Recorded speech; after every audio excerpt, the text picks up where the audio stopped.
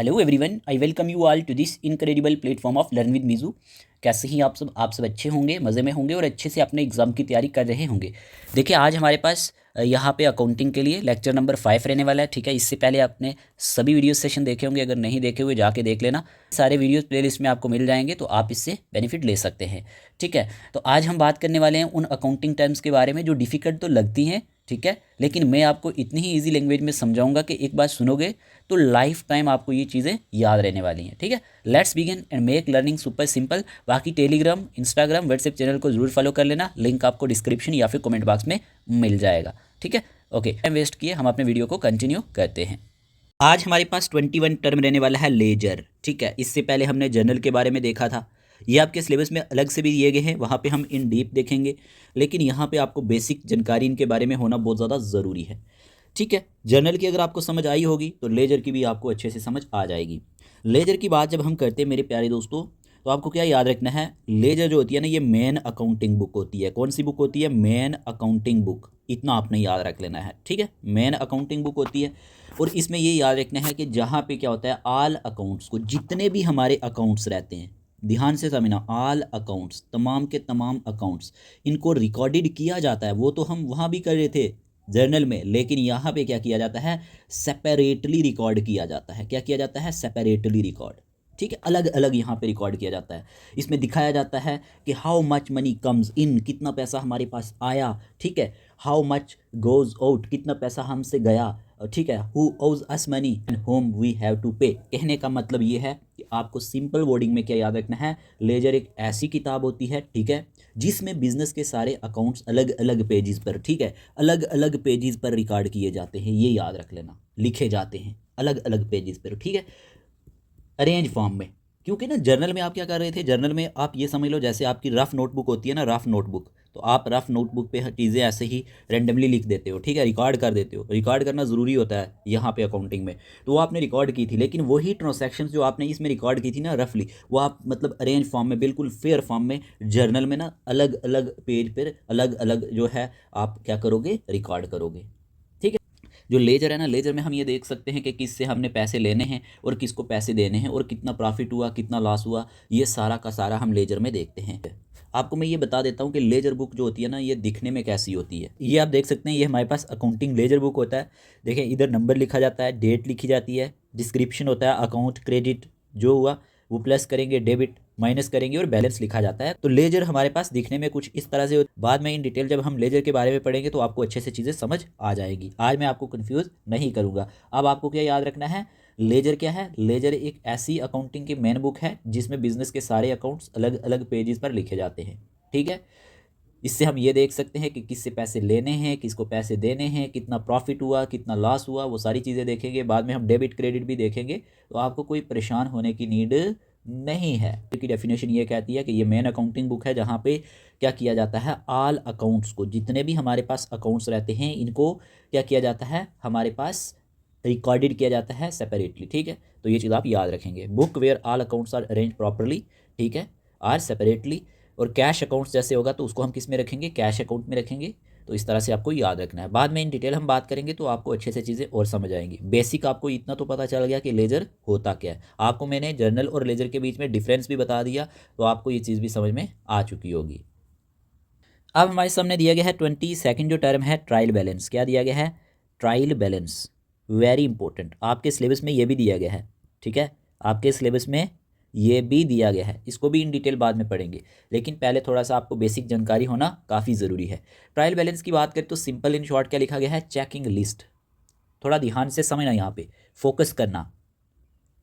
Focus क्या करना है, देखो, ट्रायल बैलेंस की प्यारे दोस्तों जब हम बात करते हैं ना, यहाँ पे क्या लिखा गया है, a list to check if accounts match. ये एक ऐसी लिस्ट होती है जिसमें ये चेक किया जा रहा है कि अकाउंट्स आपस में मैच कर रहे हैं या नहीं कर रहे हैं। ठीक है, जो टोटल मैच होगा, क्या वो अकाउंट्स में करेक्ट बता रहा है या नहीं बता रहा है। अब सुनो ज़रा कैसे। ट्रायल बैलेंस की बात मैंने क्या कही, ट्रायल बैलेंस एक लिस्ट होती है जिसमें बिजनेस के सारे अकाउंट्स के टोटल में हम क्या करते हैं, डेबिट, ठीक है, और क्रेडिट देखते हैं। ये डेबिट क्रेडिट का कंसेप्ट बाद में हम देखेंगे। पास जो टोटल रहता है ना, डेबिट और क्रेडिट, ये क्या होते हैं, ये डेबिट और क्रेडिट एक ही जगह लिखे जाते हैं, ताकि ये चीज़ चेक की जा सके कि हमारे पास जो हिसाब है वो गलत है या सही है। सुन रहे हो मैंने क्या कहा? ट्रायल बैलेंस एक लिस्ट होती है जिसमें बिजनेस के सारे अकाउंट्स का टोटल यानी डेबिट और क्रेडिट एक ही जगह लिखा जाता है। किस लिए लिखा जाता है? ताकि हम ये चेक कर सकें कि जो हमने हिसाब बनाया है वो गलत है या सही है। अब सीधी सी बात क्या है, ट्रायल बैलेंस क्या होता है यहाँ पे ध्यान देना। ट्रायल बैलेंस का मतलब ये हुआ हिसाब की चेकिंग लिस्ट। क्या कहा मैंने? Checking list. पहला पॉइंट तो आपको ये पता होना चाहिए, हिसाब किताब की चेकिंग लिस्ट को कहा जाता है। और इफ अगर हमारे पास क्या हो, डेबिट, डेबिट किसके बराबर हो? क्रेडिट के बराबर हो। अगर डेबिट क्रेडिट के बराबर होगा तो इसका मीन ये हुआ कि जो हिसाब किताब है वो बिल्कुल सही है, ठीक है। और अगर ये इक्वल ना हो यानी कि debit not equal to credit होगा तो इसका मतलब हिसाब किताब में कहीं ना कहीं गलती हुई है। तो ये हमें कौन बता देगा? ये ट्रायल बैलेंस बता देगा। समझ आया क्या कहना चाह रहा हूँ? आया होगा। अब इतना ही याद रख लेना, इसकी डेफिनेशन क्या कहती है? Trial balance is a statement. क्या कहोगे? Trial balance is a statement. ये क्या होती है? एक स्टेटमेंट होती है जो क्या दिखाती है? दैट शोज, जो क्या दिखाती है? द टोटल, नोट कर लो ये, द टोटल डेबिट्स, ठीक है, and total credits, total credits of all ledger, of all ledger accounts, ठीक है। किसको दिखाती है? Total debits and total credits of all ledger accounts को दिखाती है। तो यहाँ पे यह है कि ट्रायल बैलेंस एक ऐसा स्टेटमेंट है जो दिखाता है टोटल डेबिट्स और टोटल क्रेडिट्स जो है तमाम लेजर अकाउंट्स के, ठीक है। उनको चेक किया जाता है कि वो जो हमारे पास हमने रिकॉर्ड किया था उसमें जो बुक कीपिंग की थी वो करेक्ट है या नहीं है, गलत है या सही है। अगर दोनों साइड्स आपस में बराबर हो जाती हैं, इक्वल हो जाती हैं, तो इसका मतलब हिसाब किताब बिल्कुल सही है, ठीक है। तो आपको ये चीज़ समझ में आई होगी। इन शॉर्ट यहाँ पे मैं आपको बता देता हूँ, इन शॉर्ट क्या बता देता हूँ, देखो जो मैंने यहाँ पे डेबिट और क्रेडिट का कंसेप्ट आपको बोला, इसके बारे में आप क्या याद रखोगे, इसमें आप कंफ्यूज नहीं होंगे। देखिए डेबिट का मतलब क्या होता है? डेबिट का मतलब होता है पैसा आया, पैसा आया, जो पैसा आपके पास आया, ठीक है, वो डेबिट। और जो पैसा आपसे गया, पैसा जो गया, ये चीज़ याद रख लेना। पैसा गया तो क्रेडिट, आया तो डेबिट। ये चीज़ें आपको याद रखनी है, ये रूल पूछे जाते हैं। तो यहाँ पे आपको इस तरह से याद रखना है डेबिट के बारे में। एक तो पैसा आपके पास आया होगा और आपके पास कोई चीज़ बढ़ गई होगी। क्या हो गई होगी? बढ़ गई होगी, यानी कि बढ़ गया। और इसमें क्या हो गया होगा? इसमें पैसा गया भी होगा और कम भी हुआ होगा, कम भी हुआ होगा। तो आपने क्या करना है? डेबिट करना है व्हाट कम्स इन, जो आपके पास आया। क्रेडिट क्या करना है? व्हाट गोज आउट, जो आपसे गया। ये चीज़ तो आपको समझ में आ गई। इसमें यह भी याद रख लेना कि हमारे पास क्या होता है, जो डेबिट होता है ना, डेबिट, डेबिट अकाउंट के किस तरफ लिखा जाता है? याद रख लेना, ये बहुत ही इंपॉर्टेंट है। डेबिट अकाउंट के लेफ्ट साइड पर लिखा जाता है। किस तरफ? Left side. और जो क्रेडिट है ना, क्रेडिट कहाँ लिखा जाता है? क्रेडिट हमारे पास अकाउंट के राइट साइड लिखा जाता है। कहाँ पे लिखा जाता है? राइट साइड लिखा जाता है, ठीक है। ये चीज़ आप जरूर याद रख लेना। तो यही ट्रायल बैलेंस पे हम लास्ट पे क्या करते हैं ना, किसी चीज़ का जब टोटल करते हैं हम देखते हैं जो डेबिट है अकाउंट का, जो क्रेडिट साइड है, कि वो आपस में मैच हो रहे हैं। अगर मैच हो रहे होंगे तो इसका मतलब हिसाब किताब बिल्कुल बराबर है। अगर नहीं हो रहे होंगे तो वो गलत बता देगा। तो ये चीज़ें हमें ट्रायल बैलेंस से ही देखने को मिलती हैं। तो आपको ये चीज़ समझ आ चुकी होगी। भी हम गोल्डन रूल्स भी बाद में पढ़ेंगे एक लेक्चर अलग से, लेकिन यहाँ पे बता रहा हूँ डेबिट का मतलब आया प्लस बढ़ गया, क्रेडिट का मतलब गया प्लस कम हो गया। तो डेबिट मतलब व्हाट कम्स इन, जो हमारे पास आया, क्रेडिट व्हाट गोज आउट, जो हमसे गया। तो ये चीज़ आपको समझ में आ गई होगी। आगे बढ़ते हैं। अगर समझ आई है तो क्लास को लाइक कर दें। फिर यहीं पे हमारे सामने दिए गए हैं 23 नंबर टर्म, बैलेंस शीट, ठीक। व्हाट वी ओन एंड ओ। अब ये दोनों टर्म मैंने आपको लास्ट वीडियो सेशन में बताई थी, ठीक है। तो आपको इसके बारे में पता होना चाहिए। जिनने लास्ट वीडियो सेशन नहीं देखे हुए प्लीज़ जाके देख लेना, तभी आपको हर एक चीज़ अच्छे से समझ आएगी। तो यहाँ पे बैलेंस शीट जो होता है, बैलेंस शीट क्या दिखाता है? बैलेंस शीट दिखाता है किसको? एसेट्स को। एसेट्स के बारे में मैंने आपको पढ़ा लिया, लाइबिलिटीज़ को, ठीक है, और कैपिटल के बारे में भी बताता है। इन तीनों चीज़ों के बारे में कौन बताता है? इन तीनों चीज़ों के बारे में हमारे पास बैलेंस शीट बताता है, ठीक है। इतना आपको पता होना चाहिए। अब देखें ज़रा, एसेट क्या होता है? जो बिजनेस की कोई अपनी चीज़ हो जिसकी कोई वैल्यू हो। लाइबिलिटीज़ क्या होता है? लाइबिलिटीज़ मतलब उधार बिजनेस का। कैपिटल क्या? जो आपने शुरू में उसमें इन्वेस्ट किया था, वही हमारे पास कैपिटल है। तो इन चीज़ों के बारे में कौन दिखाता है? बैलेंस शीट दिखाती है। जैसे हाउस है तो ये क्या है? एसेट। लोन है तो ये क्या है? लाइबिलिटी। ये सारी चीज़ें हमें बैलेंस शीट दिखाएगी। तो एक चीज़ आपको क्या याद रखनी है मेरे प्यारे दोस्तों, बैलेंस शीट जो होती है ये बिजनेस की हेल्थ रिपोर्ट होती है। बिजनेस की हेल्थ रिपोर्ट, इतना पॉइंट याद रख लेना। बिजनेस हेल्थ रिपोर्ट के नाम से भी बैलेंस शीट जाना जाता है। इस तरह से भी क्वेश्चन एग्जाम में बनता है। बिजनेस की जो हेल्थ रिपोर्ट होती है ना एट द एंड, वो यही बैलेंस शीट होती है। इसमें हमें पता चलता है कि बिजनेस के पास क्या क्या है, मतलब कि एसेट्स, कि बिजनेस के पास एसेट्स कितने हैं और बिजनेस को किस किस को देना है, यानी कि लाइबिलिटीज, उधार कितना देना है, ओनर ने बिजनेस में कितना पैसा लगाया, यानी कि कैपिटल होता है। ठीक है, तो अगर हम इन शॉर्ट बात करें तो बैलेंस शीट क्या है, balance sheet equal to business का पैसा, ठीक है, यानी कि पैसे का हेल्थ चेकअप। ओवरऑल बिजनेस की जो हेल्थ की पोजीशन है कैसी है वो हमें कौन बताता है, हेल्थ रिपोर्ट, यानी कि बैलेंस शीट बताता है। तो इस तरह से आपको इन चीज़ों को याद रखना है। ठीक है, बैलेंस शीट के बारे में भी हम इन डिटेल बाद में बात करेंगे। ठीक है, जब हम बैलेंस शीट को अलग से पढ़ेंगे, क्योंकि आपके सिलेबस में दिया गया है, तो इतना ज़रूर याद रख लेना, बैलेंस शीट क्या है, balance sheet is a financial statement. ये एक फाइनेंशियल स्टेटमेंट होती है जो बिजनेस की हेल्थ पोजीशन को दिखाती है, और किस चीज़ को दिखाती है, एसेट्स को। ठीक, कि व्हाट द बिजनेस ओन्स, के बिजनेस का अपना क्या है। ठीक है, दूसरा लाइबिलिटीज़ के बारे में बताती है। ठीक है, किसके बारे में, लाइबिलिटीज़, लाइबिलिटीज़ क्या हो गया, उधार, व्हाट द बिजनेस ओन।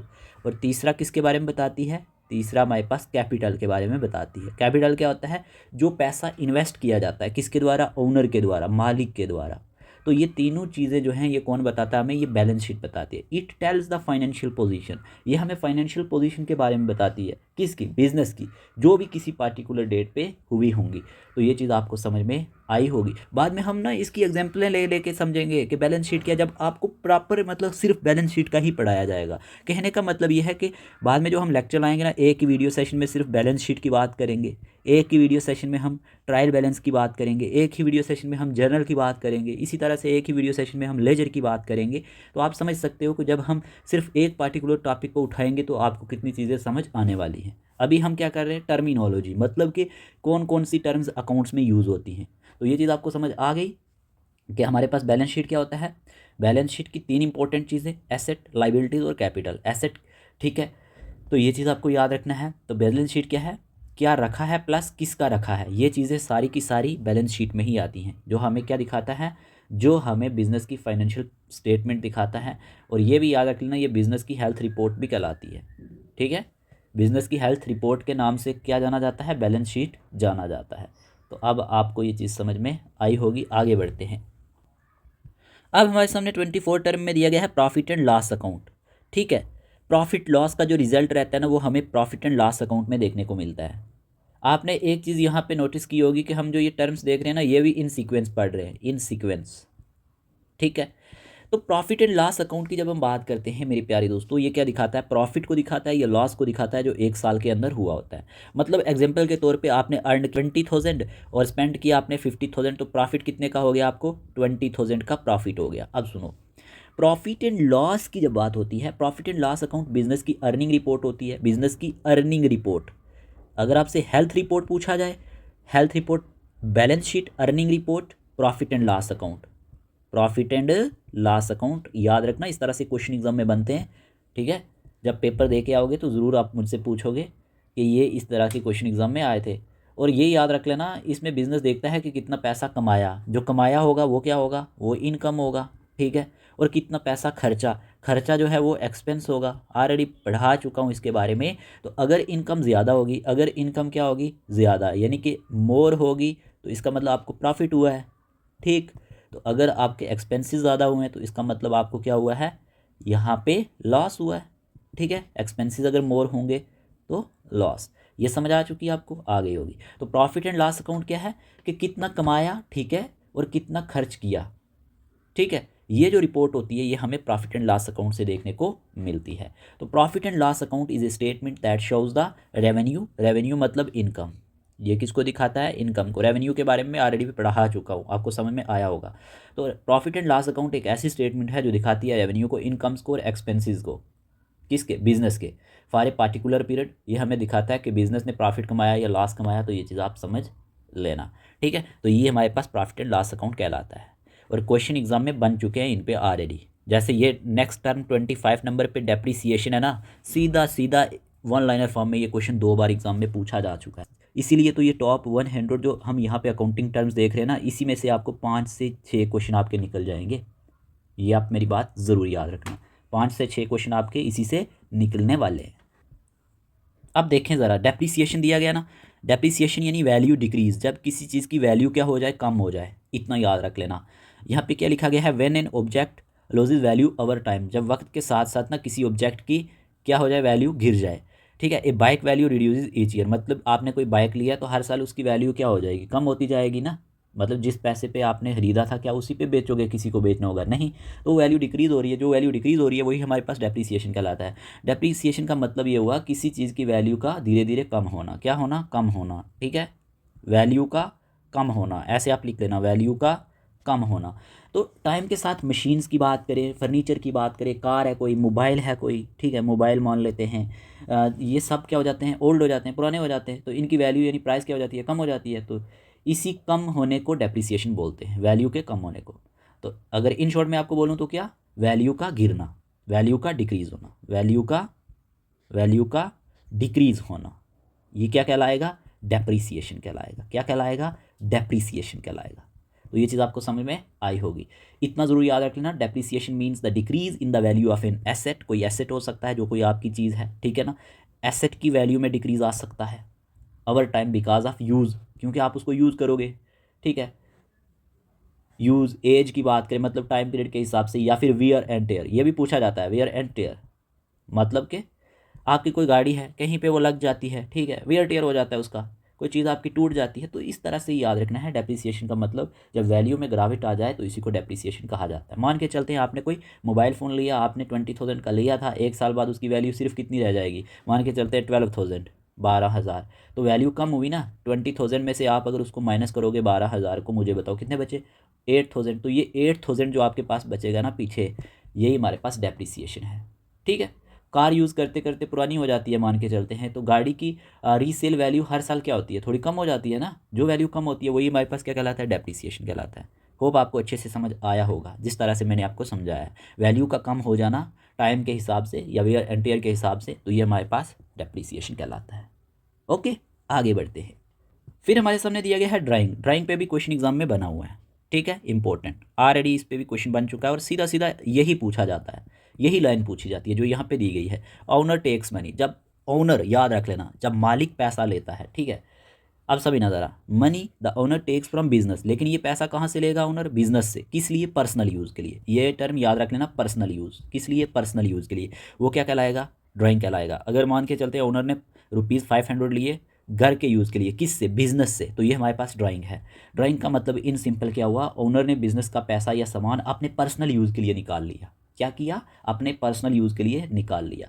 तो ये बिजनेस का खर्चा नहीं होता, ये ओनर का पर्सनल यूज़ होता है। ये चीज़ याद रख लेना, ओनर ने क्या किया, जो बिजनेस से पैसा निकाला और क्या किया, और उसी पैसे से घर के लिए सामान ले आया, तो वो हमारे पास ड्राइंग है। क्या है, ड्राइंग, पर्सनल यूज़। ठीक, तो ड्राइंग मीन्स द मनी, आप लिख सकते हैं drawing means the money or good, the money or goods taken, उसमें गुड्स भी हो सकते हैं, by the owner, by the owner, from the business, from the business, for personal use, for personal use.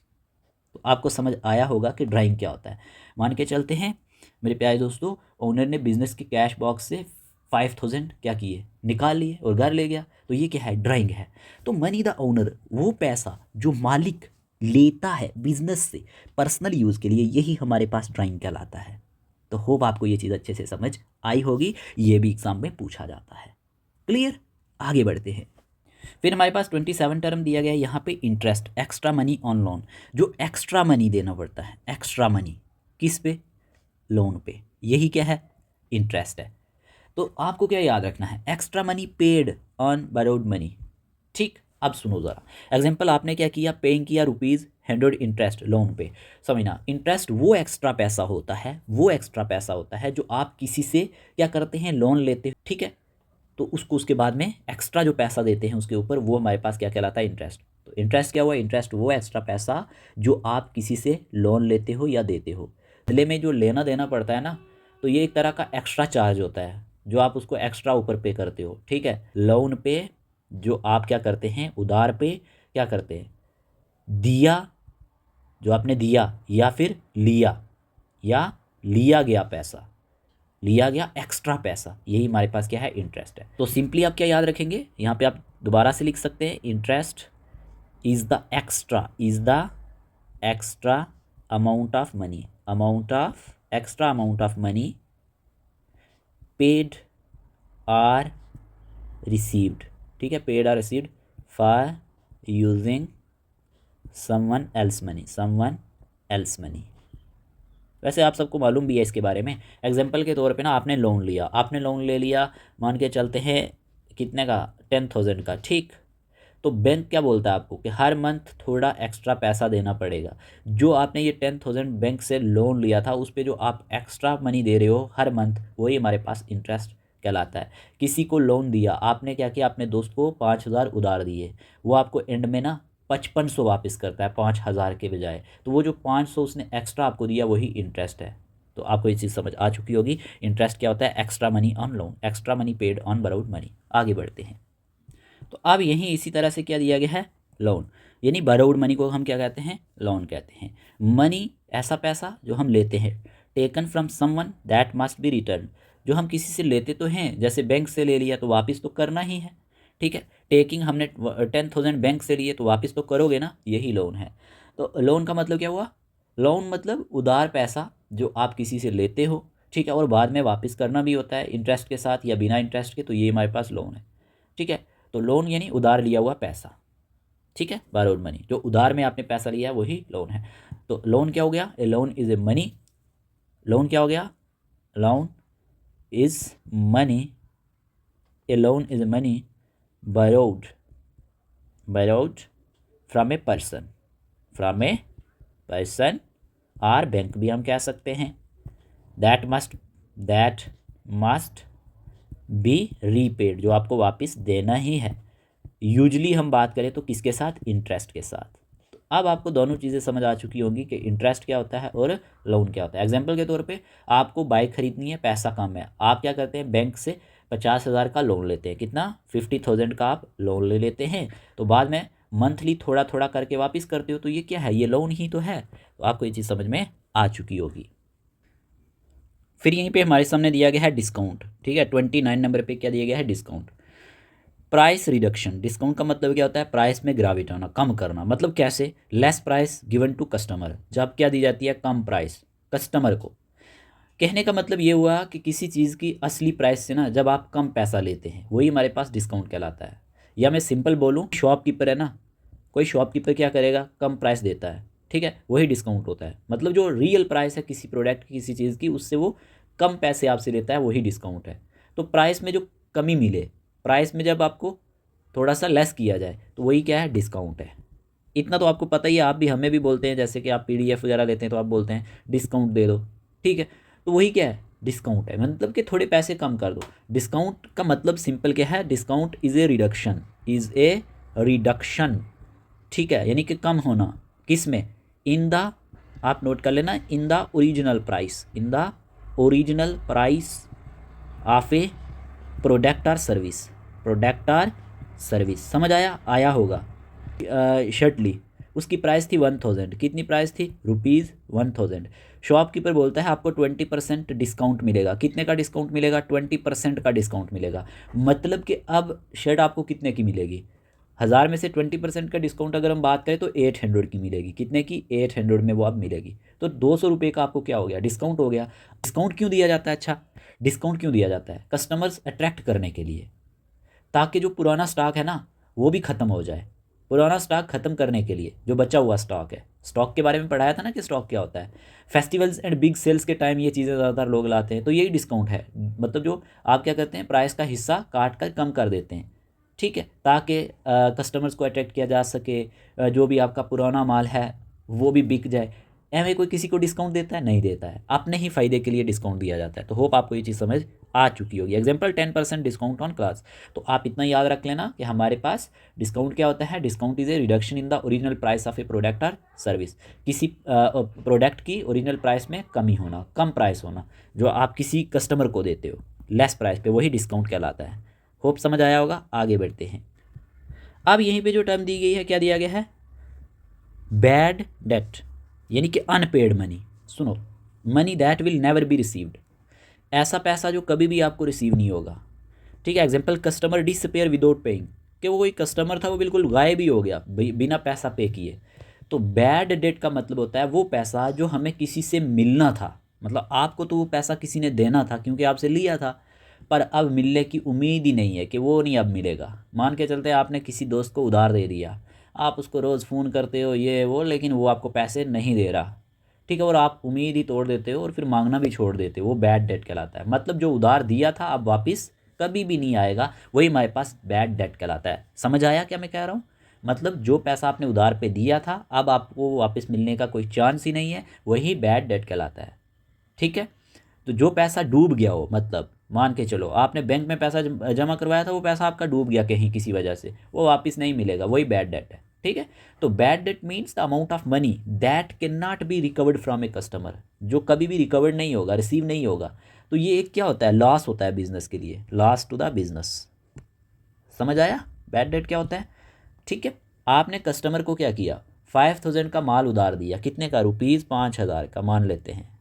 ठीक, तो वो कस्टमर भाग गया, बैंकक्रप्ट हो गया, अब पैसा वापस नहीं मिलेगा।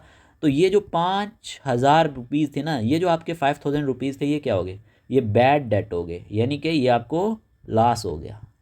ठीक, तो इतना आप ज़रूर याद रखेंगे। एक और एग्जांपल दे देता हूँ, दोस्त ने आपसे मतलब लिए कितने 2000 रुपीज़ उधार ले लिए, 3 साल हो गए वापस ही नहीं दे रहा। अब आप भी समझ गए कि वो पैसा दोस्त से नहीं मिलने वाला, तो ये समझ लो वो आपके लिए बैड डेट है, वो कभी नहीं मिलने वाला।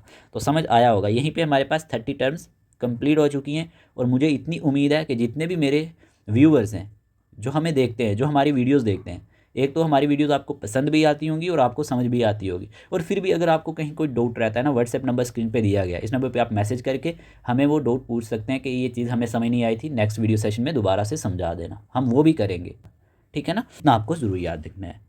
हमें अपने इस परिवार को, जो यूट्यूब फैमिली है ना, इसको और बढ़ाना है और इसमें आपकी सपोर्ट चाहिए। ठीक है, इस प्लेटफॉर्म को हमें लीडिंग प्लेटफॉर्म बनाना है, तो किससे होगा, आपसे ही होगा, क्योंकि आप ही हमारी यूट्यूब फैमिली हो। ठीक है ना, आगे बढ़ते हैं।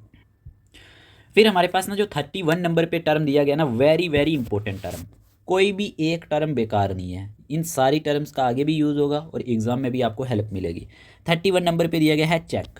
अब चेक क्या होता है, देखिए चेक की जब हम बात करते हैं, बैंक पेमेंट पेपर, ये हमारे पास बैंक पेमेंट पेपर के नाम से भी जाना जाता है, पेपर यूज टू पे थ्रू बैंक, कि वो पेपर जो यूज़ किया जाता है पे करने के लिए, किसके ज़रिए, बैंक के ज़रिए। Example, paying rent by cheque, आप क्या कर रहे हो, रेंट को पे कर रहे हो चेक के द्वारा। अब यहाँ पे समझना चेक क्या होता है, मैंने क्या बोला, चेक सिंपली आप ये समझ लो एक कागज़ होता है जिस पे आप बैंक को बोलते हो मेरे अकाउंट से, क्या कहा मैंने, मेरे अकाउंट से इतना पैसा इस आदमी को दे दो।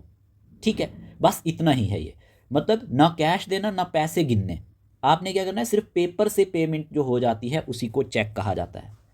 ठीक है, अगर हम इन सिंपल वर्डिंग देखें, चेक क्या है, पैसे देने का एक पेपर है, पैसे देने का एक कागज़ है। तो चेक क्या है, चेक एक रिटर्न पेपर होता है, लिख लो, चेक क्या होता है, एक रिटर्न पेपर मेरे प्यारे दोस्तों, रिटर्न पेपर। ठीक, दैट टेल्स, जो क्या बताता है, that tells the bank to pay, the bank to pay, the bank to pay certain amount of money, certain amount of money.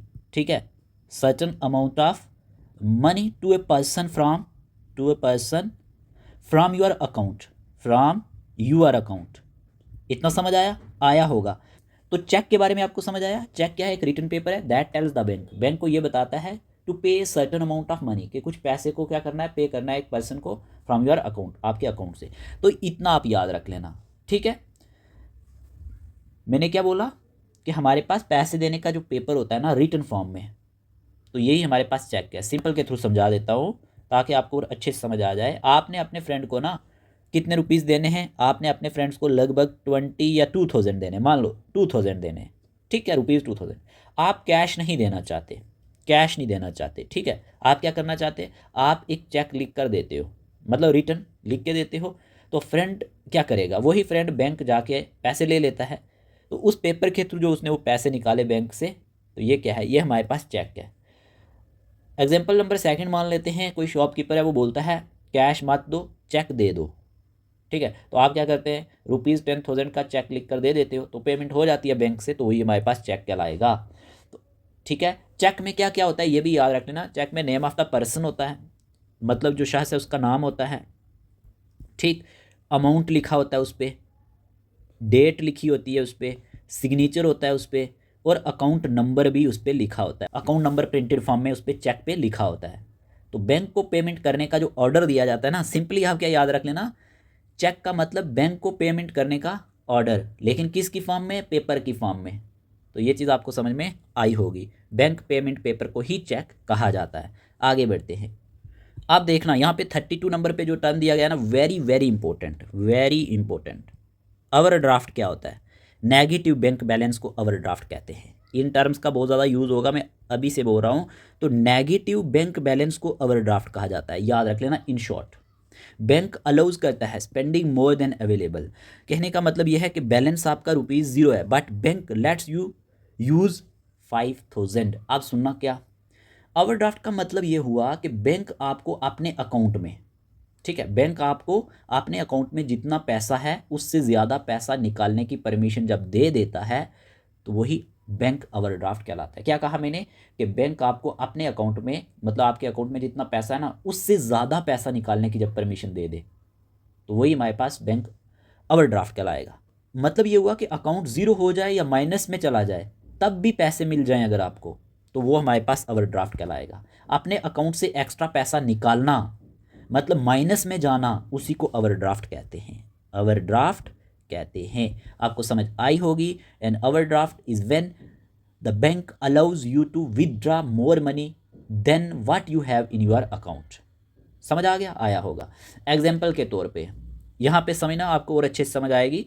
मैं गारंटी के साथ बोलता हूँ कि अगर आप मेरी चीज़ों को कंसंट्रेशन के साथ सुन रहे हैं या देख रहे हैं ना, तो आपको ज़रूर समझ आएंगी। एग्जाम्पल के तौर पे, बिजनेस के अकाउंट में पैसा कम है। कोई बिजनेस है, क्या है, कोई बिजनेस है, समझो ज़रा, कोई बिजनेस है, बिजनेस के अकाउंट में पैसा क्या है, कम है, पर अर्जेंट पे करना है, आपको अर्जेंटली किसी को पे करना ही है, तो बैंक ओवरड्राफ्ट फैसिलिटी देता है। बैंक आपको क्या कहता है कि हम आपको ओवरड्राफ्ट की फैसिलिटी देंगे, तो बिजनेस माइनस बैलेंस में चला जाता है।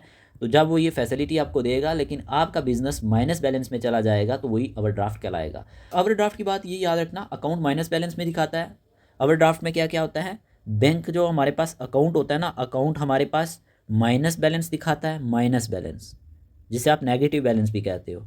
और बैंक इंटरेस्ट भी लगाता है इस पर। क्या लगाता है, इंटरेस्ट। और सिर्फ बैंक की परमिशन से ये सब चीज़ें होती है, ठीक है। तो मैंने आपको शुरू में ही बोल दिया था, ओवरड्राफ्ट का मतलब होता है अकाउंट के पैसे खत्म होने के बाद भी पैसा अगर आपको मिलता रहता है, तो वो हमारे पास ओवरड्राफ्ट कहलाता है, ठीक है। तो इतना याद रख लेना, बैंक आपको अपने अकाउंट में जितने पैसे हैं उससे ज़्यादा पैसे निकालने की अगर परमिशन दे दे, आपके सामने ओवरड्राफ्ट कहलाएगा। मतलब अकाउंट ज़ीरो हो जाए या माइनस में चला जाए, तब भी आप पैसे निकाल सकते हैं बैंक की परमिशन से, तो ये हमारे पास ओवरड्राफ्ट कहलाएगा। आपने अकाउंट से एक्स्ट्रा पैसा निकालना है, वो एक्स्ट्रा पैसा तो माइनस में चला जाता है, ठीक है, वो आपको परमिशन बैंक की देता है, वही ओवरड्राफ्ट है। And overdraft is when the bank allows you to withdraw more money than what you have in your account. ये चीज़ें आप ज़रूर याद रखेंगे। होप आपको ओवरड्राफ्ट के बारे में समझ आई होगी। इन शॉर्ट आप याद रखेंगे नेगेटिव बैंक बैलेंस, ठीक है। बैलेंस ज़ीरो है बट बैंक आपको फिर भी परमिशन देता है, आप ₹5000 निकाल सकते हो। यही हमारे पास ओवरड्राफ्ट है और ये हमारे पास नेगेटिव बैंक बैलेंस के नाम से जाना जाता है। अब यहीं पे हमारे सामने 33 नंबर पे टर्म दिया गया है क्रेडिट, यानी कि पे लेटर, आप बाद में पे करोगे। आपने क्या किया है, बाइंग नाउ, आपने कोई चीज़ अभी खरीद लिया और पेइंग क्या करोगे, later. Example, taking goods on credit, आप क्या करते हैं, गुड्स को क्रेडिट पे ले लेते हैं। यही हमारे पास क्रेडिट कहलाता है, यानी कि उधार पे, ठीक है। इसी तरह से डेबिट दिया गया है, टेक समथिंग, आप कोई चीज़ लेते हैं, यानी कि रिसीविंग करते हैं कोई चीज़, मतलब आपको कोई चीज़ मिलती है या आप गिविंग मनी होता है। तो यहाँ पे डेबिट आप करोगे जब कैश इंक्रीज़ होगा। अब मैं आपको ना सिंपल इन दोनों में डिफरेंस समझा लेता हूँ, फिर आपको अच्छे से समझ आएगा क्रेडिट क्या होता है और डेबिट क्या होता है। एक चीज़ और, गोल्डन रूल्स भी हम इनके पढ़ेंगे। गोल्डन रूल्स क्या कहेंगे देख लेना। आपको 2 गोल्डन रूल याद रखने हैं। डेबिट, डेबिट के लिए रूल क्या याद रखोगे, debit what comes in, what comes इन, कि डेबिट कर दोगे जो आपके पास आएगा। तो क्रेडिट, क्रेडिट क्या कर दोगे, व्हाट गोज आउट, जो आपसे जाता है, ठीक। ये तो बाद की बातें हैं। अब यहाँ पे समझ लेते हैं अलग पेज पे कि डेबिट और क्रेडिट में डिफरेंस क्या है। इस पेज पे हम समझ लेते हैं डेबिट क्या होता है और क्रेडिट क्या होता है। क्रेडिट क्या होता है, ठीक है। फीचर, ठीक है, डेबिट और क्रेडिट, सिंपल इनमें डिफरेंस जान लेते हैं। देखो, डेबिट के बारे में आपने हमेशा याद रखना है, साइड की अगर हम बात करते हैं कोई भी चीज़ लेफ्ट साइड पे लिखी जाएगी जो डेबिट में आएगी। क्रेडिट के लिए आप क्या याद रखेंगे, राइट साइड में लिखी जाएगी, पहला पॉइंट। अब मीनिंग मतलब क्या है, एग्जाम्पल के तौर पे आपके पास पैसा आया, क्या कह रहा हूँ मैं, पैसा आया, आप डेबिट साइड लिखोगे। आपकी कोई चीज़ बढ़ी, ठीक है, आपके पास कोई चीज़ बढ़ जाती है, वो आप डेबिट करोगे। राइट साइड में आप क्या लिखोगे, क्रेडिट में पैसा गया, आपसे पैसा अगर जाता है क्रेडिट करोगे। आपकी कोई चीज़ कम हो गई, चीज़ क्या हो गई, कम हो गई, तो ये आप क्रेडिट करोगे। एग्जाम्पल के तौर पे, एग्जाम्पल फर्स्ट मान लेते हैं, आपकी मॉम ने आपको क्या किया, आपकी मॉम ने आपको पॉकेट मनी दिया, क्या दिया, पॉकेट मनी। अब कितना दिया, मान लेते हैं ₹500 दिया, तो ये आप क्या करोगे, डेबिट करोगे, क्योंकि आपके पास पैसा आया है, ठीक है। तो यहीं पे आपने क्या किया, आपने ना फ्रेंड को पैसे दिए, किसको, फ्रेंड को पैसे दिए, फ्रेंड को पैसे दिए, पैसा दिया, मान लेते हैं आपने 200 दिया, ₹200, तो आप क्या करोगे, क्रेडिट करोगे। समझ रहे हो ना बातों को। फिर इसी तरह से एग्जाम्पल एक और ले लेते हैं, मान के चलते हैं एग्जाम्पल सेकंड। आपने ना शॉप के लिए माल को ख़रीदा, क्या किया, बाई किया, ठीक है, ख़रीदा। आप क्या करोगे, आप इसको डेबिट करोगे, क्या करोगे, डेबिट करोगे। आपने इसी शॉप में से माल को बेच दिया, क्या किया, शॉप से माल को बेच दिया, सेल कर दिया, मतलब बेच दिया, तो ये आप क्या करोगे, क्रेडिट करोगे। समझ रहे हो बातों को। अब इफेक्ट क्या होगा अकाउंट पे, समझना, वेरी इंपॉर्टेंट। इफेक्ट क्या देखने को मिलेगा, इफेक्ट की जब हम बात करते हैं, इफेक्ट ऑन अकाउंट लिख लो, यहाँ पे एसेट या फिर एक्सपेंस, दोनों टर्में समझाई हुई है ना। एक्सपेंस यहाँ पे इंक्रीज होता है, इंक्रीज होता है डेबिट साइड में, या तो एसेट, ठीक है, बढ़ेगा, या आपका एक्सपेंस बढ़ेगा। इस तरफ क्या होता है, क्रेडिट साइड, साइड क्या होगा, लाइबिलिटी की बात करें, इनकम की बात करें, या एसेट की बात करें, एसेट की बात करें, ये क्या होंगे, ये हमारे पास लेस होंगे, कम होंगे, क्या होंगे, कम होंगे। ये चीज़ है, साइड डेबिट होगी तो लेफ्ट साइड, क्रेडिट होगा तो राइट साइड कोई चीज़। मीनिंग पैसा आया, चीज़ आपकी बढ़ी तो डेबिट, पैसा गया, कोई चीज़ कम हुई तो क्रेडिट। आपकी मॉम ने आपको 500 रुपये पॉकेट मनी दी, आप डेबिट कर देंगे। आपने अपने फ्रेंड को 200 रुपये दिए, आप क्रेडिट कर देंगे, आपने दिए ना तो क्रेडिट कर देंगे। चलते आपने शॉप के लिए सामान खरीदा, डेबिट करेंगे, आपने वो सामान बेचा, वो आप क्रेडिट करेंगे। इफेक्ट क्या होगा अकाउंट पे, एसेट या एक्सपेंस इसमें बढ़ेगा, या तो एसेट बढ़ेंगे या फिर एक्सपेंस बढ़ेंगे। इसमें ये होगा, बात करें लाइबिलिटी की बात करें यानी उधार की बात करें, इनकम की बात करें, एसेट की बात करें, ये इसमें कम होते हैं, क्रेडिट साइड लिखे जाते हैं। अब एक चीज़ और नोट करना, very important, debit, simple short debit left side लिखा जाता है, पैसा आता है आपके पास पैसा आता है, या चीज़ मैंने क्या बोला था, बढ़ती है। और क्रेडिट सिंपल राइट साइड लिखा जाता है, पैसा आपसे जाता है यानी पैसा गया तो आप क्रेडिट करोगे, या कोई चीज़ आपकी कम हुई तो आप क्रेडिट करोगे। तो ये चीज़ आपको अब समझ आ चुकी होगी कि डेबिट क्या होता है और क्रेडिट क्या होता है। अब आपको इसमें कोई कन्फ्यूजन नहीं होना चाहिए, बिल्कुल इजी लैंग्वेज में मैंने आपको समझा दिया है डेबिट क्या होता है और क्रेडिट क्या होता है। बाद में इनका काफ़ी ज़्यादा यूज़ होगा तो आप इनको भूलेंगे नहीं, ठीक है, ये चीज़ आपको याद रखनी है। तो यहाँ पे ना आप डेबिट और क्रेडिट के बारे में लिख लो, debit the left side of an account, side of an account where money or value comes in, ठीक है, इसमें मनी रिसीव्ड होता है या चीज़ें बढ़ती हैं तो हम डेबिट कर देते हैं, अभी समझा दिया था। कस्टमर गेव यू कैश, अगर आपको कस्टमर ने क्या किया, आपको कस्टमर ने कैश दिया, ठीक है, तो आप क्या करोगे, डेबिट करोगे ना कैश अकाउंट को, डेबिट कैश अकाउंट। आपने स्टॉक खरीदा, क्या किया, बॉट स्टॉक, तो आप क्या करोगे, डेबिट कर दोगे ना। डेबिट किसको करोगे, परचेज अकाउंट को। ये चीज़ याद रखना क्योंकि आपने ख़रीदा है, तो बाद की बातें ये याद रखना। डेबिट समझ आ गया, आप क्रेडिट का भी लिख लो। क्रेडिट का आप क्या लिखोगे, क्रेडिट, क्रेडिट का मतलब right side of an account, right side of an account where जहाँ पे क्या होता है, money or value goes out. ठीक है, इतनी डेफिनेशन लिखनी है। मनी आपने यहाँ पे या तो पेड किया होगा, money paid, or things decreased, यहाँ पे चीज़ें क्या होंगी, डिक्रीज होंगी। ठीक है, तो ये हम क्रेडिट करेंगे, क्या करेंगे, क्रेडिट। आपने रेंट पे किया, पेड रेंट, आपने रेंट पे किया तो क्रेडिट कर दोगे इसको। क्रेडिट किस में करोगे, कैश अकाउंट में। और आपने गुड्स को बेच दिया, साजो सामान जो खरीद के लाया था उनको बेच दिया, सोल्ड गुड्स, तो किस में क्रेडिट करोगे, सेल्स अकाउंट में।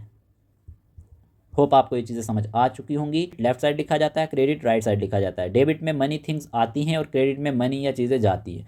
अब आपको इसमें कोई परेशानी नहीं होनी चाहिए, इन डिटेल आपको सारी चीज़ें बता दी है। आगे बढ़ने से पहले अगर आप में से कोई भी ऐसा एस्पायरेंट जिसको स्टडी मटेरियल चाहिए हो, ठीक है, यहीं पे OMR बेस्ड टेस्ट चाहिए हो, प्रैक्टिस सेट, ठीक है ना, प्रैक्टिस सेट्स चाहिए हों, तो आप हमारे व्हाट्सएप नंबर पे मैसेज कर सकते हैं। नंबर स्क्रीन पे दिया गया है।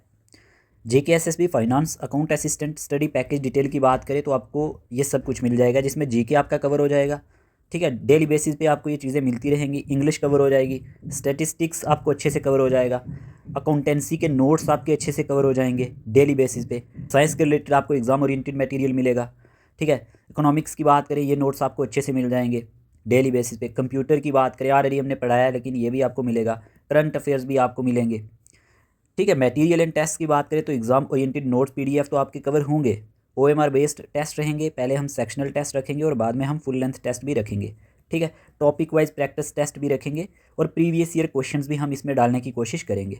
एक्स्ट्रा बेनिफिट ये है कि व्हाट्सएप पेड ग्रुप रहेगा, कहीं पे आपको डाउट रहता है तो वो भी हम आपको बताते रहेंगे। एग्ज़ाम स्ट्रेटजी एंड गाइडेंस आपको डेली बेसिस पे मिलती रहेगी ताकि आप मोटिवेट रहें। इसकी फ़ी अभी ओनली सिर्फ 499 रुपीज़ है। ठीक है, सिर्फ 499 रुपी। अगर आप में से कोई भी इंटरेस्टेड एस्पायरेंट ये वाला मटेरियल लेना चाहे, पेड ग्रुप में ऐड होना चाहे तो हो सकता है। बाद में ये फ़ी इंक्रीज़ भी हो सकती है। और हाँ, जिन्होंने भी हमसे NT का मटेरियल लिया है या फिर JKPSI का लिया है, आपके लिए ऑफ़र है, आपको ये फ़ीस सिर्फ और सिर्फ 249 पड़ेगी। कौन से एस्पायरेंट, जिन्होंने हमसे ऑलरेडी NT और JKPSI का स्टडी मटेरियल लिया था। ठीक है, इनकी क्लासेस भी हम कंटिन्यू करेंगे और GK जो हम यहाँ पे पढ़ाएंगे वो NT और JKPSI को भी माइंड में रख के पढ़ाएंगे। आपको सिर्फ 249 रुपी फ़ी पड़ेगी। ये जो हमारे पास 249 रुपी है, ये NT JKPSI एस्पायरेंट जिन्होंने हमसे स्टडी मटेरियल लिया है, ताकि आपका लॉस ना हो और आप भी अपनी स्टडी को कंटिन्यू कर पाएँ। ठीक है, क्योंकि NT का एग्ज़ाम अभी थोड़ा लेट ही होगा, अगर हुआ तो हम चाहते हैं कि आप भी साथ साथ इसकी प्रिपरेशन करें। तो इसके लिए आपको व्हाट्सएप नंबर पे मैसेज करना है, आज से ही रजिस्ट्रेशन करवा देना जो भी इंटरेस्टेड है। व्हाट्सएप नंबर पे मैसेज डालना है और लिखना है FAA के नोट्स चाहिए और पेड ग्रुप सब्सक्रिप्शन चाहिए, तो आपको मिल जाएगी। ओके प्यारे दोस्तों, आगे बात करते हैं।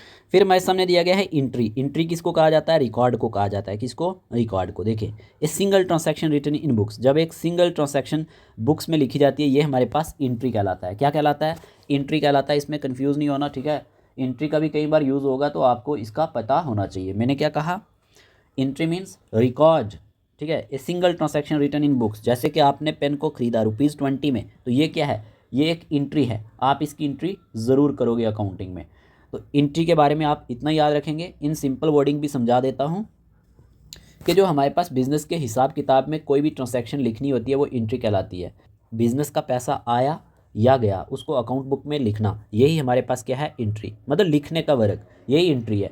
तो entry is a record of a financial transaction. ये किसका रिकॉर्ड होता है, ये हमारे पास रिकॉर्ड होता है फाइनेंशियल ट्रांजैक्शंस का। किसका, फाइनेंशियल ट्रांजैक्शंस का रिकॉर्ड होता है। ये चीज़ आप नोट कर लेना, ठीक है। इन द अकाउंटिंग बुक्स, किस में, अकाउंटिंग बुक्स में, अकाउंटिंग बुक्स में।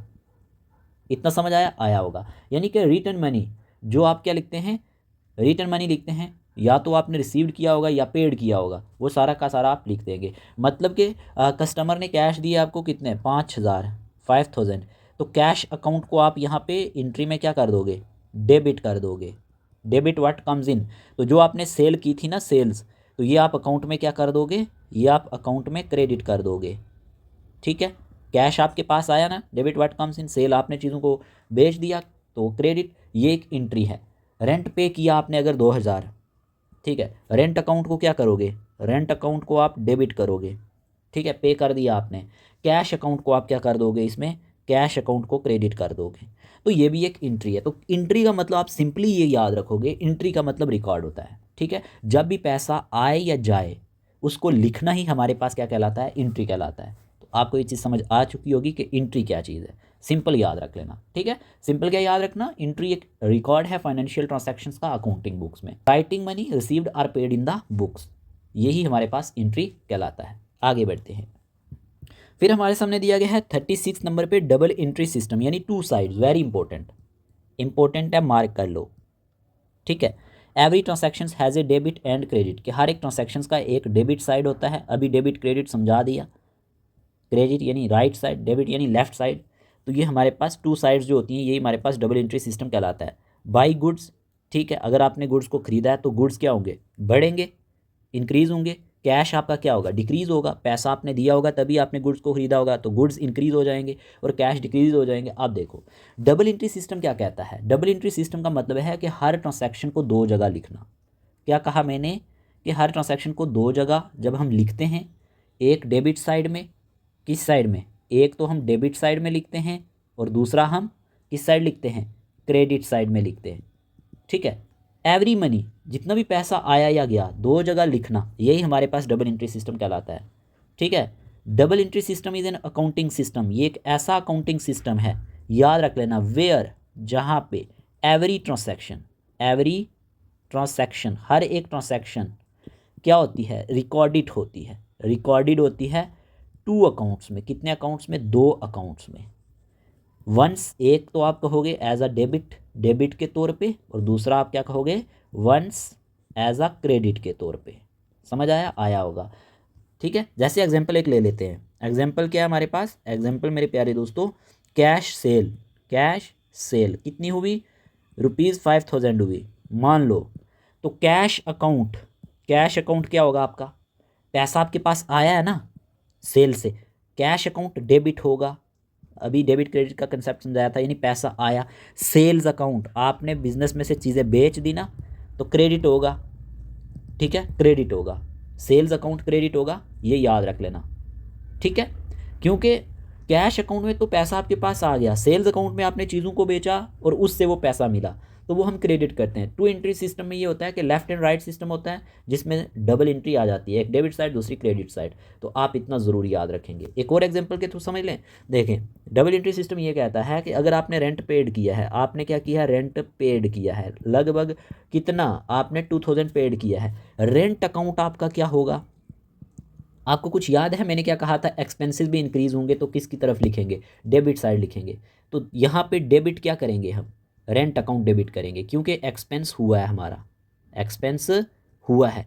और यहीं पे कैश अकाउंट को क्या हम करेंगे, कैश अकाउंट को हम क्रेडिट करेंगे, क्योंकि पैसा हमसे गया है। जब जाए तो क्रेडिट करते हैं, जब आए तो डेबिट करते हैं। समझ आ गया होगा कि डबल एंट्री सिस्टम क्या है, टू एंट्री सिस्टम है, जिसमें हम डेबिट और क्रेडिट साइड पे चीज़ों को रिकॉर्ड करते हैं, मनी जो आए या जाए, ठीक है। एक साइड डेबिट होता है, दूसरी साइड क्रेडिट होता है, यही हमारे पास डबल एंट्री सिस्टम कहलाता है। तो इसमें आप कंफ्यूज नहीं होंगे। आगे बढ़ते हैं। फिर हमारे सामने दिया गया है 37 number term, capital expenditure, big purchase भी इसको कहा जाता है। अब समझना क्यों, यहाँ पे क्या लिखा गया है, money spent two by big long term items, के इसमें जो पैसा खर्चा जाता है ना, किस चीज़ को खरीदने के लिए, बिग लॉन्ग टर्म आइटम्स को खरीदने के लिए खर्च किया जाता है। जैसे buying a computer for office, आप एक कंप्यूटर को ऑफिस के लिए खरीदते हैं, ये एक कैपिटल एक्सपेंडिचर है। आप ध्यान से समझना मैं क्या समझाने की कोशिश कर रहा हूँ। कैपिटल एक्सपेंडिचर का मतलब है वो पैसा जो बिजनेस ने लॉन्ग टर्म एसेट्स खरीदने, ठीक है, लॉन्ग टर्म की बात कर रहा हूँ, किसकी, लॉन्ग टर्म की, ठीक है। कैपिटल एक्सपेंडिचर में वो पैसा जो बिजनेस ने लॉन्ग टर्म एसेट्स खरीदने या इंप्रूव करने के लिए लगाया होता है, जो फ्यूचर में हमें काम आए, उसी को कैपिटल एक्सपेंडिचर कहा जाता है। बड़ी चीज़ या लॉन्ग टर्म चीज़ खरीदने का पैसा जो आप क्या करते हो, इन्वेस्ट करते हो, उसी को कैपिटल एक्सपेंडिचर कहा जाता है। Capital expenditure is money spent by A business, जो स्पेंड किया जाता है एक बिजनेस के द्वारा, टू बाई करने के लिए, खरीदने के लिए, और इम्प्रूव करने के लिए। किस चीज़ को इम्प्रूव करने के लिए, याद रख लेना, लॉन्ग टर्म एसेट्स, ये वर्डिंग याद रख लेना, long term assets that will benefit the business for many years, जो क्या करेगा, बेनिफिट देगा बिजनेस को बहुत सालों तक। तो इसमें आप एग्जाम्पल के तौर पे क्या कह सकते हैं, मनी आपने स्पेंड किया किस लिए? मनी आपने स्पेंड किया बिल्डिंग पे, बिल्डिंग के लिए आपने पैसा खर्च किया, मशीन पे आपने पैसा खर्च किया, फर्नीचर पे आपने पैसा खर्च किया। ये सारा सारा क्या है? कैपिटल एक्सपेंडिचर है। समझ आया होगा, ठीक है। एग्जाम्पल के थ्रू मतलब बिजनेस ने मशीन खरीदी, रुपीज़ मान लेते हैं, मशीन खरीदी आपकी 50,000 में, तो मशीन जो है ये मशीन फ्यूचर में सालों तक काम करेगी ना, तो ये कैपिटल एक्सपेंडिचर है। शॉप के लिए बिल्डिंग का जो रेनोवेशन होता है, आपने 1 लाख रुपया लगा दिया उसको रेनोवेट करने के लिए, यानी कि लॉन्ग टर्म इंप्रूवमेंट के लिए किया है ना, तो ये कैपिटल एक्सपेंडिचर है। ऑफिस के लिए फर्नीचर खरीदा, फ्यूचर में काम आएगा, कैपिटल एक्सपेंडिचर है। तो लॉन्ग टर्म बेनिफिट देता है कैपिटल एक्सपेंडिचर। एक तो आप ये याद रखेंगे लॉन्ग टर्म बेनिफिट, क्या याद रखना है, इससे एक लॉन्ग टर्म बेनिफिट मिलता है। एसेट इससे इंक्रीज़ होते हैं, एसेट बढ़ते हैं, ठीक है। अभी आपको बताया था एसेट क्या होते हैं। बिजनेस का जो प्रॉफिट होता है ना, इसमें डायरेक्टली कम नहीं होता, एक्सपेंस ज़्यादा नहीं होते। तो कैपिटल एक्सपेंडिचर बड़ी चीज़ या लॉन्ग टर्म एसेट खरीदने का जो पैसा होता है, इसी को हम कैपिटल एक्सपेंडिचर कहते हैं। इन सिंपल वर्डिंग आपको ये समझ आया होगा। Money spend two by big long term items. Okay, आगे बढ़ते हैं। अब आपको दिया गया है यहाँ पे वेरी इंपॉर्टेंट, दोनों ही अपने आप में इंपॉर्टेंट है, रेवेन्यू एक्सपेंडिचर। ये डेली एक्सपेंसेस में आता है, ठीक है, जो डेली बेसिस पे एक्सपेंस होते हैं, इसमें रेवेन्यू एक्सपेंडिचर आता है। Money spend for daily business work, वो पैसा जो आप डेली बिजनेस वर्क के लिए स्पेंड करते हैं। आपने इकोनॉमिक्स में भी ये चीज़ें पढ़ी होंगी, आपको ये चीज़ें वहाँ भी काम आएंगी। पेइंग करते हो आप इलेक्ट्रिसिटी बिल। अब सुनना, एक्सपेंडिचर का मतलब होता है कि वो पैसा जो बिजनेस ने डेली खर्चूँ या फिर हम कहें कि शॉर्ट टर्म चीज़ों पर लगाया होता है। लॉन्ग टर्म के लिए कैपिटल एक्सपेंडिचर, उसी का अपोजिट कि वो पैसा जो बिजनेस डेली खर्चे या फिर शॉर्ट टर्म चीज़ों पर लगाता है, जो सिर्फ करंट पीरियड में, ठीक है, ख़त्म हो जाती हैं, इसी को हम रेवेन्यू एक्सपेंडिचर कहते हैं। इन सिंपल वर्डिंग, रोज़ का खर्चा या शॉर्ट टर्म चीज़ों का पैसा, ये हमारे पास क्या है? रेवेन्यू एक्सपेंडिचर, ठीक है। Revenue expenditure is money spent on the day to day, on the day to day running of the business. तो इसमें आप कंफ्यूज नहीं होंगे, दोनों में फ़र्क समझ आया, अपोजिट हैं एक दूसरे के। या फिर इसमें शॉर्ट टर्म एक्सपेंसेस देखने को मिलते हैं, शॉर्ट टर्म एक्सपेंसेस, ठीक है। That benefit only in the current period, जिसका जो बेनिफिट है वो करंट पीरियड में ही मिलेगा। तो मनी स्पेंट जो आप किस पे करते हो? रेंट पे करोगे, यूँ, क्योंकि ये करंट में चीज़ें आ जाती है ना, सैलरीज पे करोगे, रेंट, सैलरीज, इलेक्ट्रिसिटी बिल जो हो गया, ये सारी चीज़ें रेवेन्यू एक्सपेंडिचर में आती हैं। तो कैपिटल एक्सपेंडिचर में क्या बताया था? कैपिटल एक्सपेंडिचर में आपको जो पैसा आपने बिल्डिंग पे खर्चा है, क्योंकि वो आपको लॉन्ग टर्म के लिए फ़ायदा देगी, मशीन पे खर्चा है, फर्नीचर पे खर्चा है, तो दोनों में ये फ़र्क आप समझ लेना। तो यहाँ पे रेवेन्यू एक्सपेंडिचर के लिए एग्जांपल ये याद रख लेना कि मतलब ऑफिस का जो मंथली रेंट होता है, मान लेते हैं आपका ₹10,000 है, 10,000 रुपये अगर आपका मंथली जो ऑफिस का रेंट है, ठीक है, सिर्फ करंट मंथ के लिए है ना, तो ये रेवेन्यू एक्सपेंडिचर है। एम्प्लॉय की सैलरी अगर मंथली होती है तो 20,000 है मान लेते हैं, तो ये शॉर्ट टर्म एक्सपेंस है ना, आपको सैलरी देनी है तो शॉर्ट टर्म एक्सपेंस है, ठीक है ना, समझ रहे हो ना बात। तो ये भी रेवेन्यू एक्सपेंडिचर है। ये चीज़ें आप याद रख लेना कि रेवेन्यू एक्सपेंडिचर में शॉर्ट टर्म बेनिफिट मिलता है, इसमें शॉर्ट टर्म बेनिफिट मिलता है, शॉर्ट टर्म बेनिफिट, ठीक है। और इसमें एसेट इंक्रीज़ नहीं होता, एसेट इसमें इंक्रीज़ नहीं होता, बिल्कुल अपोजिट है। और बिजनेस का प्रॉफिट यहाँ पे क्या हो जाता है? तुरंत कम हो जाता है रेवेन्यू एक्सपेंडिचर में। तो ये एक्सपेंस होता है, इसमें एक्सपेंस होता है, ठीक है। तो रेवेन्यू एक्सपेंडिचर इक्वल टू रोज़ के खर्चे या शॉर्ट टर्म खर्चे, समझ लेना। आगे बढ़ते हैं। फिर आपके सामने 39 टर्म दिया गया है, रिटर्न इनवर्ड यानी सेल्स रिटर्न। अब सुनना ज़रा, कस्टमर रिटर्न्स गुड्स, जब कस्टमर क्या कर देता है? गुड्स को रिटर्न कर देता है, मतलब वापस कर देता है। कस्टमर रिटर्न्स फॉल्टी फ़ोन, कोई आपका फ़ोन है वो गलत है, सही नहीं है, सही से नहीं चल रहा, तो वो वापस कर देगा ना। तो रिटर्न इनवर्ड का मतलब क्या हुआ? वो माल या गुड्स, वो गुड्स जो कस्टमर ने क्या किए होते हैं? वापस दिए होते हैं, ठीक है। कस्टमर ने वापस कर दिए, किसको? शॉप या बिजनेस को।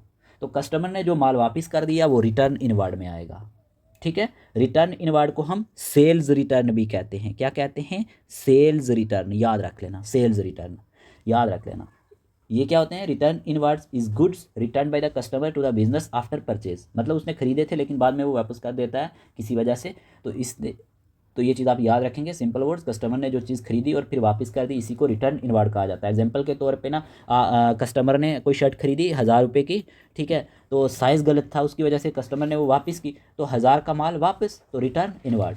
इसी तरह से आप ये याद रखेंगे। एग्जाम्पल के तौर पे ना कीपर था कोई, उसने बाईसाइकिल बेची 5,000 की, कस्टमर ने डिफेक्ट बताकर वापस कर दी कि इसमें कोई डिफेक्ट है, ये रिटर्न इनवार्ड है। तो रिटर्न इनवार्ड आपको समझ आया होगा, यानी कि सेल्स रिटर्न, सेल्स का रिटर्न कर देना।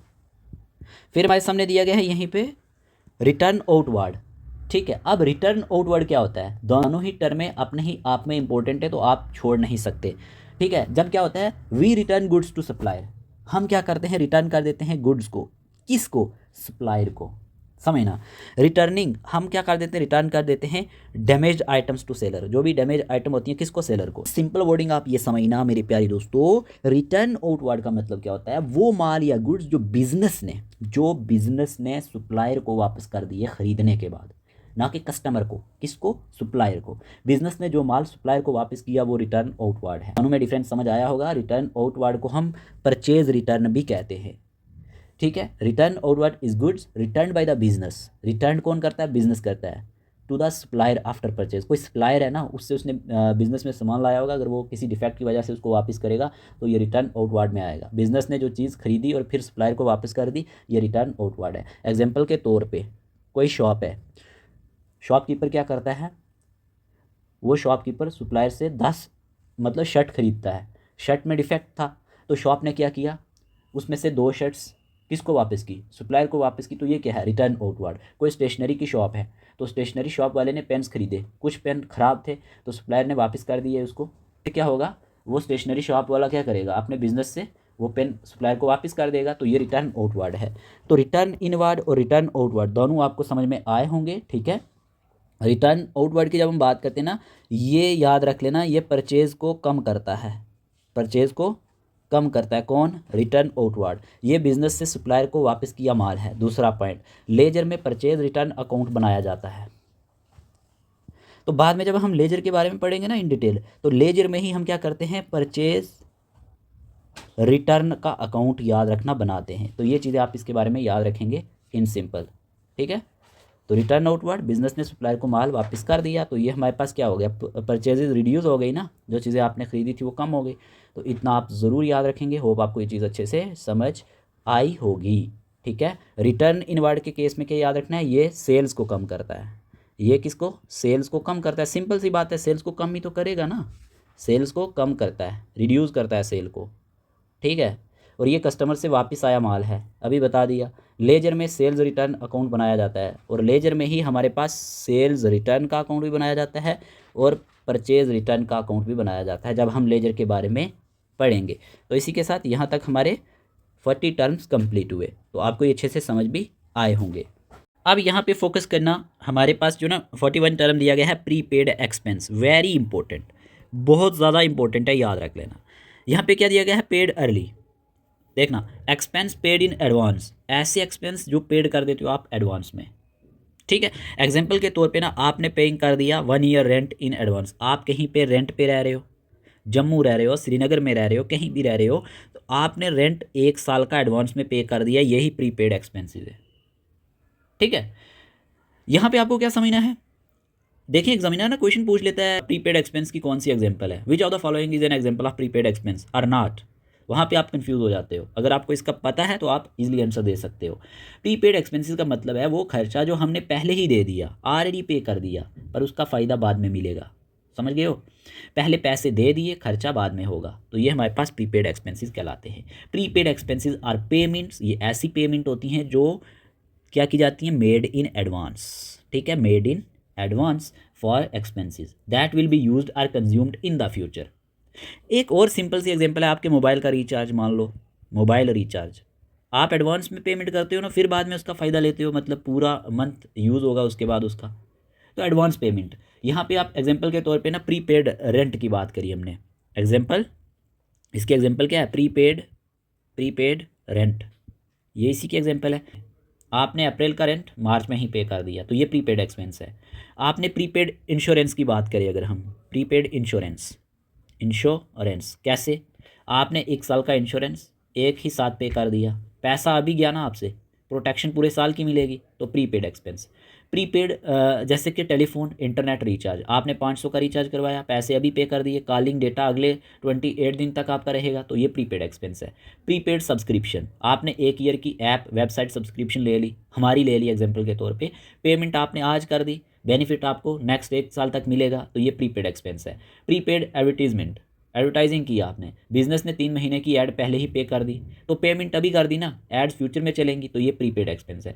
तो पे टू डे, सिंपल क्या याद रखोगे, पे टू डे, इन शॉर्ट लिख लेना, pay today, use later, use later, ठीक है। तो ये हमारे पास क्या हो गया, प्रीपेड एक्सपेंस, क्या हो गया, प्रीपेड एक्सपेंस। अब भी नहीं समझ आया तो कभी भी नहीं आएगा। फिर हमारे सामने दिया गया है outstanding expense, very very important. आपके प्रीवियस ईयर क्वेश्चन पेपर में ये पूछा गया था, आउटस्टैंडिंग एक्सपेंस क्या होता है, not paid yet, is due but unpaid, same ऐसे ही एग्जाम में पूछा जाता है। अनपेड इलेक्ट्रिसिटी बिल, अब मैं आपको समझा देता हूँ ये क्या है। देखो, वो खर्चा जो हो चुका है, क्या कहा मैंने, वो खर्चा जो आपसे हो चुका है पर पैसे अभी तक दिए ही नहीं। खर्चा तो आपने कर दिया, पैसे अभी दिए ही नहीं। खर्चा हो गया है पर पेमेंट बाद में करनी है, ये हमारे पास आउटस्टैंडिंग एक्सपेंस है, पेमेंट आप बाद में करोगे। Outstanding expense is an expense that has already been used, जो पहले ही यूज़ हो चुका है या फिर इनकर्ड हो चुका है, but the payment has not been made yet. तो ये चीज़ आप याद रखोगे। इसके लिए आप क्या याद रखोगे, सिंपल वर्डिंग में, सिंपल वर्डिंग में आप ये याद रखोगे, सिंपल यूज्ड नाउ। आप यूज्ड आप अभी उसे कर रहे हो, लेकिन पे लेटर करोगे, पे बाद में करोगे, ठीक है। Example outstanding salary, outstanding salary इसकी एग्जाम्पल है, ठीक है। कैसे, एम्प्लॉय ने क्या किया, पूरा मंथ का काम किया, सैलरी देनी थी पर सैलरी अभी तक पे नहीं हुई, आउटस्टैंडिंग सैलरी होगी। रेंट की बात करते हैं, आउटस्टैंडिंग रेंट कौन सा होता है, आपका रेंट फर्स्ट डेट को देना था पर आपने अभी तक रेंट नहीं दिया, ये आउटस्टैंडिंग रेंट है। इस तरह से आप एग्जाम्पल लेके चलोगे ना तो आपको चीज़ें याद रहेंगी, आउटस्टैंडिंग रेंट रहेगा। आउटस्टैंडिंग इलेक्ट्रिसिटी बिल, जैसे बिल आ गया, लाइट फैन एसी सब कुछ आपने यूज़ कर दिया पर बिल पे नहीं किया, आउटस्टैंडिंग इलेक्ट्रिसिटी बिल, ठीक है। टेलीफोन इंटरनेट बिल की अगर हम बात करते हैं, पूरा मंथ आपने इंटरनेट यूज़ किया, बिल आ चुका है पर पेमेंट अभी तक नहीं की, पेमेंट बाकी है, तो ये आउटस्टैंडिंग एक्सपेंस है। आउटस्टैंडिंग वेजेस भी होता है, जैसे वर्कर ने काम पूरा कर दिया पर उनकी जो मतलब मजदूरी थी वो आपने अभी तक पे ही नहीं की, तो ये क्या है, आउटस्टैंडिंग वेजेस। तो सिंपल आप ये याद रखोगे, यूज़ नाउ, आपने यूज़ तो कर लिया है, अब यूज़ कर रहे हो पर पे आप लेटर करोगे, बाद में करोगे, यही आउटस्टैंडिंग एक्सपेंस कहलाता है, आउटस्टैंडिंग एक्सपेंस कहलाता है, ठीक है। तो आपको ना दोनों का समझ आ चुका होगा, आपस में अपोजिट है, ठीक है। प्रीपेड एक्सपेंस और आउटस्टैंडिंग एक्सपेंस दोनों का काफ़ी ज़्यादा यूज़ रहने वाला है और काफ़ी ज़्यादा इंपॉर्टेंट भी हैं, तो इसमें आप कंफ्यूज नहीं होंगे। फिर हमारे पास ना ये भी बहुत ज़्यादा इंपॉर्टेंट है, याद रखना, ठीक है। एक्रूड इनकम, कोई नहीं बताएगा सारी टर्में आपको इन डिटेल। एक्रूड इनकम की बात करें, अर्नड, आपने अर्न कर लिया बट नॉट रिसीव्ड, समझ रहे हो।